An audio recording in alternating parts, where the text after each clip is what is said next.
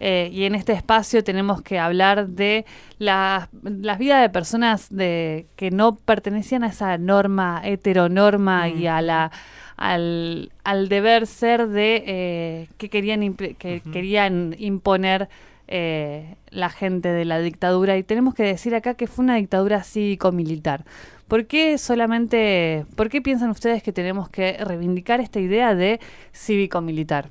Por la responsabilidad de la sociedad civil, ¿no? Creo que como ciudadanos y ciudadanas tenemos que instruirlos constantemente para poder reivindicar la democracia y darle la importancia y la dimensión, ¿no?, que se necesita para poder defenderla y que no vuelva a pasar realmente, claro, nunca más. Sí, también para no dejar exclusivamente a los militares como responsables de este acto solos en su lugar de responsabilidad, y también poder denunciar de alguna forma y sacar a la luz y mostrar que también había personal civil participando, ¿sí?, de todo lo que era secuestro, no necesariamente dentro de un Falcón Verde, pero sí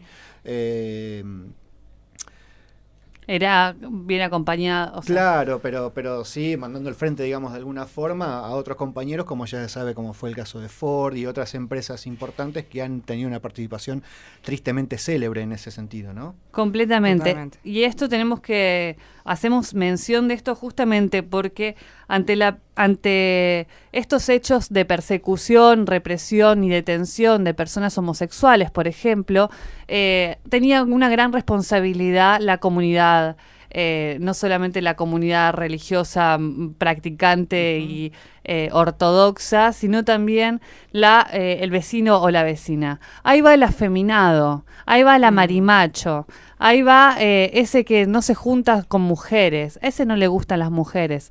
Y todas estas implicancias, todas estas definiciones o etiquetas fueron consideradas fuertemente para la desaparición de personas y la detención de personas. Ayer, cuando estaba haciendo un poco la investigación, recordando la historia de la homosexualidad en Argentina y esta etapa oscura y siniestra que vivió nuestro país, recordaba las menciones de Carlos Jáuregui cuando decía, bueno, me junté, hay una nota que él realiza en el año 96 a la revista NX, que es es una revista periodismo gay, y ahí él expresa de que tuvo una entrevista con el rabino Marshall Meyer, que era integrante de la Comisión Nacional para la Desaparición de Personas, la CONADEP, y le confesó que entre las 10.000 personas que se habían sido denunciadas como desaparecidas, se estimaba que 400 habían sido detectadas como homosexuales. Y la palabra detección como homosexual no es menor, ¿no? Es esto que decíamos anteriormente de que es amanerado, que es invertido, que tiene un temperamento afinado, era la forma en la que los militares y las fuerzas represivas del Estado nombraban y por ello capturaban a las personas. Tenemos que decir que esto no comenzó exclusivamente con la dictadura. Es necesario mencionar episodios sumamente violentos y sumamente deplorables como aquellos que sucedían en Mendoza y en otros grandes centros urbanos del país, con la persecución de comandos paramilitares como el Comando Moralista o el Comando Cóndor, que se encargaban y en este sentido declaraban y asumían la responsabilidad moral que tenían para la persecución de los homosexuales. Tenían que limpiar el país de homosexuales y comunistas. Era un poco el fundamento de ser de estos grupos paramilitares. Si bien no solo comenzaron antes de la dictadura, antes del 24 de marzo, a funcionar, digamos, estos comandos, estos grupos racistas, misóginos, son asesinos, ¿no? Y no solamente asesinos, sino que con saña capturaban personas, las torturaban, en muchos casos las asesinaban, y no solamente por su identidad de género, perseguían a mujeres. En ese momento se hablaba de travestis, se perseguía a mujeres travestis, a mujeres que hoy conocemos como cisgénero, que eran en ese momento prostitutas, se perseguía a los homosexuales. El Estado, por supuesto, no hacía nada con respecto a estos. De hecho, tenían hasta, podrán ver en muchos casos, si buscan información sobre estos grupos, pueden ver que tenían promociones, no sé, no diría promociones, pero sí se hablaba de ellos se ponía sus palabras en los medios nacionales. Era algo bastante asqueroso. Y lo peor es que siguió funcionando una vez acabada la dictadura. La última acción que se reconoce de estos grupos moralistas fue en 1983, con el secuestro de unas mujeres que ejercían la prostitución.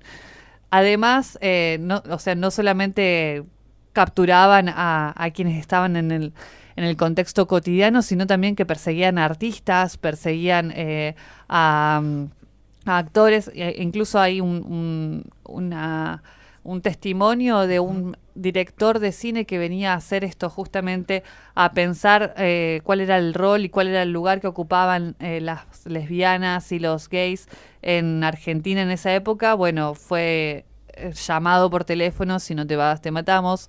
No se fue, lo capturaron, pero lo hicieron ir al exilio. No recuerdo en este momento bien el nombre del director de cine, pero bueno, está está en internet dispuesto culo hablamos del Comando Cóndor.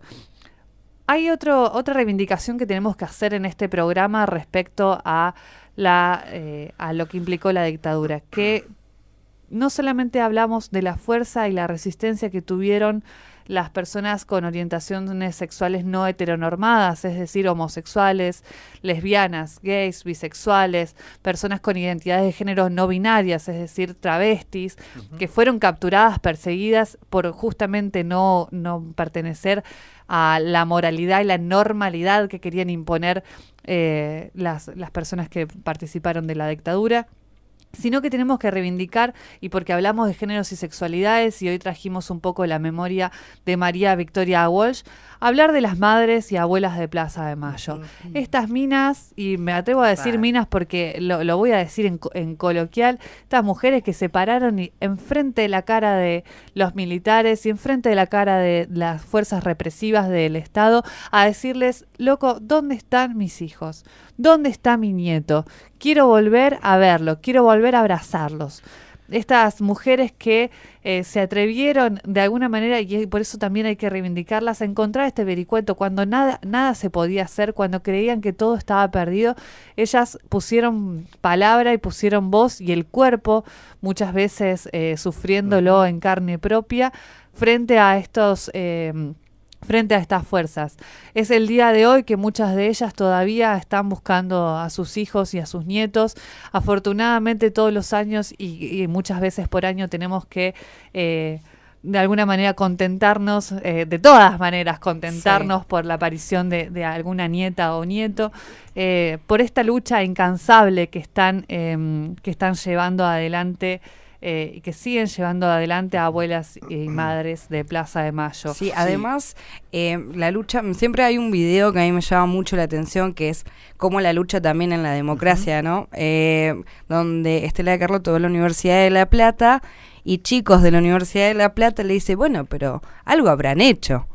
No, bueno, pero yo sabía que no me parece que estuvo mal, me parece que, bueno, fue de los dos lados. Claro. Y cosas así en donde Estela de Carlotto tiene que explicar, encima tiene tiene una paz docente, pero que es muy fuerte la interpelación que le hacen teniendo a sus hijos desaparecidos y a su nieto desaparecido. Sí, y ese algo que habrán hecho es una continuidad de lo que en su momento, en esos primeros días, cuando las madres y las abuelas salían a hacer su ronda en la Plaza de Mayo, eso que decías vos, Eva, es la continuación de por qué no cuidaron mejor a sus hijos o que están locas por lo que estaban haciendo, que era formas de invisibilizar su lucha, pensando de que en ese momento los medios de comunicación no eran los que hay hoy, y hoy no se podría transmitir en vivo desde cualquier celular digamos, en 1976-77 no se podría transmitir en vivo de cualquier celular, y por ende esa información tampoco se llegaría a tantas personas. Hoy se puede hacer, pero en ese momento era mucho más simple para los medios de comunicación, que estaba cooptado por cada una de las ramas de los militares, que tuvieran algún lugar en la agenda informativa de la época. Y también quiero resaltar sobre madres y abuelas esta cuestión de la solidaridad que tienen para con otros. Completamente. Gestos, ¿no? Totalmente. Lo último que recuerdo es el apoyo a la familia de Santiago Maldonado ante una situación de una posible violencia de Estado, que creo que a mi entender la hubo. Nora Cortiñas, Nora en Cortiñas. el juicio por Ujú. el travesticidio de Diana Zacayán.